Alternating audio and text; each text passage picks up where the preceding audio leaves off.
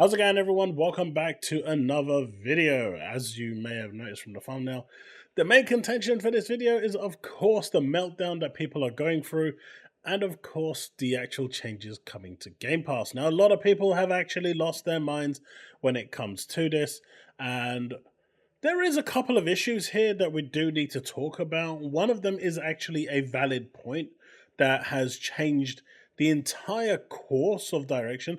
Now, obviously, Game Pass, in my opinion, even at $20 or £15 as it's about to become, is still the best deal in gaming by far, without a shadow of doubt. So, let's get that right out of the door. Get that thrown away, because there's no way that in my personal opinion, that's going to change. Now, of course, where does that leave this whole conversation? Because I am seeing a lot of misinformation out there, a lot of fake information, whether it's coming from pro PlayStation fans like King Trash or others. It's just the meltdown and the misinformation is astronomical. So in this video, I want to talk about it a little bit, both the pros and the cons, because you guys know that I'm always, an open book. I will speak my mind, whether it's for Xbox or against Xbox. I will be as honest as I always am, and then let you be, the judges, the factors, or pass your opinion on that in the comment section below. So if you are enjoying the content and at the end of this feel that this does deserve your like, please do consider leaving one and hitting that subscribe button, hitting that bell to stay up to date with all content I release. You can support me further through my YouTube membership, and of course the super thanks, and of course not forgetting the Patreon. My friend Chille, who kindly did set out that if we do hit 10,000 subs by the end of the year, by Christmas Day, he will be sponsoring the channel with a giveaway for an Xbox Series X. So let's see if we can actually hit that goal. Okay, now here is the main cusp of the story, and we are looking at the different structures for Game Pass. Now, these are the US prices, and I am going to convert them to UK for those of us in the UK, because we do have those prices. For some countries, we do not, but especially with the standard Game Pass, we don't have the pricing for that, so I'm unable to provide any pricing for that for global, but I'm going to make a good estimation. So in terms of Game Pass Core, nothing changes. It's gone up by $15 in the US. It's gone up by £6 in the UK. So it's gone from £50 to £56, $60 to $75. It's a bit more of a steep increase in the US, I must say. Probably should have just went from 60 to 70. I don't really get the whole 75, but it's a push to get people to go to Game Pass Ultimate. Now, as you can see here, the core is pretty much, in my opinion, the worst deal, but you do get it for a cheaper price overall if you're just interested in online gaming. And, the whole paying for the internet is another topic for another day entirely, because that's really not what this video is all about. And honestly, then we come to the big one. In my opinion, it's the standard. Now, this replaces what is called Game Pass Console. And Game Pass Console, for those that didn't know, is I think it was $11.99 or $10.99 on the US, and it provided you with day one games. And that was the big seller there, but it didn't come with Xbox Live. It didn't come with the online multiplayer. So though you could get games like Call of Duty on there, you couldn't play the multiplayer. And as such, that was a problem. Even games like Final Fantasy XIV, with the weird and wonderful way that Xbox wants to work and completely shoot itself in the foot at times, you couldn't play it because it needs that online multiplayer component, even though it's not even using the Xbox Live servers. It needed it. But they've done away with that service. Now, here's the thing, right? That service is still active and will be accessible to current existing customers for the foreseeable future, as long as you do not lapse your payment. What does that mean? So if you decide that you want to pre-top up your Game Pass console membership with a year, and then set yourself a reminder on the 10th month or the 11th month, the 10th month, because it's 13 months that you can actually subscribe, then do another year subscription, and then kind of repeat that process on a yearly basis, you can do that and you will not lose access to your Game Pass console subscription and you will enjoy your day one games. Existing customers will continue to enjoy Game Pass console. That is being honored by Microsoft and it's not going away. Now, this is the misconception here because people are saying, well, people now have to pay, $4 more or whatever it's going to cost in the UK. I think it's going to be the same price, honestly, around £11-12, probably about £11. And they're saying, well, you're not getting the day one games anymore. Now, this is for new customers only. And so new customers can't really complain because they've had the best part of 5 years to jump onto console and they never did it. Crying about it now, in my opinion, is a fool's fallacy. I'm sorry, but you do not have a leg to stand on. It's like me right now. I am paying less money than the average new. I am paying less money in period than a new GeForce Now subscriber because I was there pretty much when they released the actual service as a founder, and because I am one of the founders in terms of supporting the program, I get a nice discount on there, which actually is noticeable, right? The fact that you can't get that, well, that's because you came later and things have changed. Now, obviously, the overall service hasn't changed for GeForce Now. Here it has, but that service at the time you had access to, you didn't take it up, and now you are paying for the new service. In my opinion, that is all fake drama. That is all fake nonsense. That is all fake rubbish. And in the end, it's just people trying to make a big deal out of nothing because Microsoft has increased the price. That's it. Now, my issue here is the whole catchphrase selling point of Game Pass. The whole purpose of Game Pass is, and its slogan is, day and date gaming. You sign up to Game Pass, no matter which tier of Game Pass it is outside of core, you get day and date gaming, be it Game Pass console, Game Pass PC, or Game Pass Ultimate. Ultimate being the one that provides you with the most services.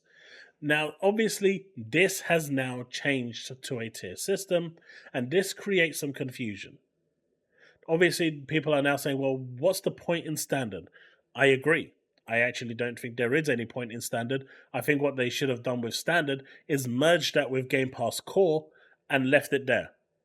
Honestly, if you're not going to put day and date games, instead of having 300 games, make it like 150 games and push this over to Game Pass and just have Game Pass Core, Game Pass Ultimate, and Game Pass PC. That's it. This standard, to me, doesn't make sense, but all it's doing and all it's designed to do is get these two categories here to go and buy games. That's it. If they're not buying games, they want them to be pushed over to Ultimate. That is the sole purpose of these two existing. Where they're not interested in the subscription model, well, that this one kind of is a little bit, giving you the lower tier. It's weird, right? The fact that standard exists is weird. Now, this cloud gaming thing you see here, I know you're seeing it.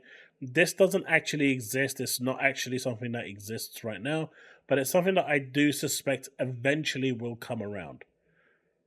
But standard for me is the one that actually stands out and is the actual problem, because it's removing the age-old message that Game Pass is day-and-date gaming. Any first-party game, this was said by Phil, by Sarah, by Matt Booty. All games will be day one on Game Pass. Game Pass Core is an exception to that rule because Game Pass Core is basically Xbox Live Gold. So that kind of doesn't count. But you had console, you had Ultimate, you had PC. And those three combined together make Game Pass. And that is now no longer the case. And this was a statement made not that long ago. They said it both in February when they had their announcement. They said it near June when they came out in speeches. And then they come out, a month later with standard and they removed day one. Now, I've said all along that this was going to happen. Think back to multiple videos, think back to multiple streams. I've said this is something that is going to happen because it doesn't make sense for them to offer day and date gaming at $10. It just doesn't. They want to get as many people onto Ultimate, and I think the last time they actually checked, the ratio was something like 85 to 90% of users were on Ultimate anyway. So the $14.99 seems to be, in my opinion, a bad entry point. If they wanted this to really work, it should have been, at the $10.99 price point to push them into the Game Pass ecosystem, and then if they wanted to, go to the $19.99 ecosystem. But by making it a smaller window gap between 15 and 20, it's more, how can I say, psychologically, you're more inclined to pay $5 more than $9 more a month. Think of it that way. It's like when you go to a shop and you see something for $2,000 and you're like, oh my God, it's so expensive. But if it's $1,999, yeah, that's a good deal. Because it's below that $2,000, psychologically you think you're making a big saving when all you're doing is actually making a saving of a cent. It is the way it actually works. If it didn't work, they wouldn't be doing it. But the outrage is crazy, right? And the only outrage I see here that should be happening, the only people that should be upset about this, is the fact that Game Pass now is in a weird tiered system. And it goes against everything Game Pass stood for. Am I upset about the price increase? Honestly, no. I've said it was coming. We've had multiple discussions on the stream. We've had multiple discussions on video. We've had multiple discussions in my Discord. I've always said it was coming. What I also said was that a tier that didn't have day and date was going to happen. It made sense. It was going to be cheaper. It was going to be there. And it was going to happen. And it has materialized. And no, I'm not taking credit for that one. I ain't taking the heat on that one. But it's weird, right? And that's the problem. But the outrage for all of this is crazy. I'm seeing people tagging the FTC and the CMA. That is sad as shit. That is sad as hell. Saying, oh, they lied that they wouldn't increase the prices. EA just increased their prices for EA Access by double the cost. So that's going to, there's a license to pay for that. That's going to come through to, it's going to get passed on to the consumer. It's that simple. Then there's the whole, standard of inflation. It's only £2. And in the US, it's $3. It's not that big of a deal. Now, obviously, I know about the slow cooking frog analogy where they increase it bit by bit by bit. And if we look at Netflix, they've been doing that for ages. From what started off at £5 a month is now, £15 a month? It is going to go that way. There's no denying it. It's going to go up slowly bit by bit. But I don't believe for a second that this price increase was influenced by the ABK deal. It is just influenced by external factors. But the big question is, should standard exist? And in my opinion, it should not. Core and standard should be combined into one and should be there as it is. And they can leave it at, instead of a $9.99 per month, make it $12.99 per month if you want to, but then still provide that $74.99 yearly offer to make it work. That way, you're not fragmenting the original message, which is something Xbox seems to do so skillfully well that it's almost like they have, mastered the craft of just making, really bad messaging updates. But hey, that's my thoughts on this. I'd love to hear your thoughts. Do I think the outrage out there right now is warranted? No, I am seeing channels with 3.5 million clearly going for the clickbait and trying to make this a bigger deal than it is. In fact, I've actually watched one video from someone that had 3.75 million subs, and he pretty much lied all the way through the whole video about what it is that's happening. And obviously people are loving it because Xbox bad. I'm seeing people on social media literally having a complete and utter meltdown. And for what? They don't even understand what's happening here. They're turning around and saying, well, what about those people on Game Pass console? What about those people? They still have access to Game Pass console. It's not going away for existing customers. And as for new customers, well, you wasn't there, so it doesn't matter. As a new customer, these are the services that are available to you right now on Xbox. This is what you have to make an informed decision from. You can have just Xbox Live. You can have Game Pass with a catalog of games without day and date, or you can have the whole shebang with Ultimate. The choice is yours. It's really not hard. It's really not difficult to comprehend. And the amount of fake rage I'm seeing out there is just so laughably stupid. But that's my thoughts. Let me know what you think in the comment section below. Let's have that discussion. This really isn't the deal or the big deal that people think it is. If anything that we should be talking about, and something that I'm going to be talking about today in my stream, the one topic that we should be talking about is Game Pass Standard and should it exist. And maybe we can come, I'd love to hear your thoughts in the comment section. And if you're around for the stream tonight, maybe we can have that discussion as well. But that is the one point that should be highlighted because it goes against the Game Pass model. It goes against the Game Pass ideology, the Game Pass messaging, which is day and date gaming with Game Pass, because that's no longer the case. Now you have to say day and date gaming with Game Pass Ultimate. So it changes that dynamic message entirely.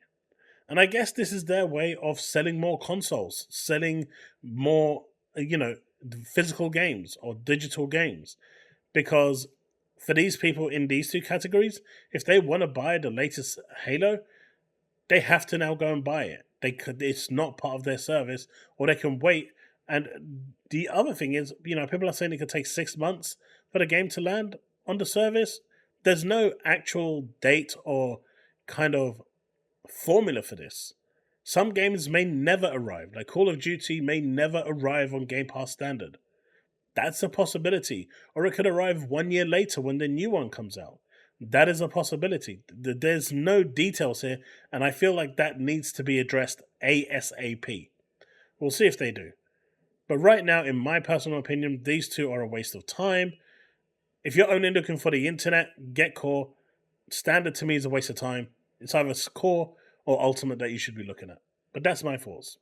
Hope to see you in the stream tonight. Let me know what you think in the comment section below. If you've enjoyed the video and enjoyed this little kind of back and forth debate in my head, well, leave a like, subscribe, hit that bell to stay up to date with all content I release. Don't forget, you can support me further through my YouTube membership, which allows you to get content like this early before it goes public, as well as the super thanks in the bottom right hand corner. And you can support me through my Patreon as well if you so choose to.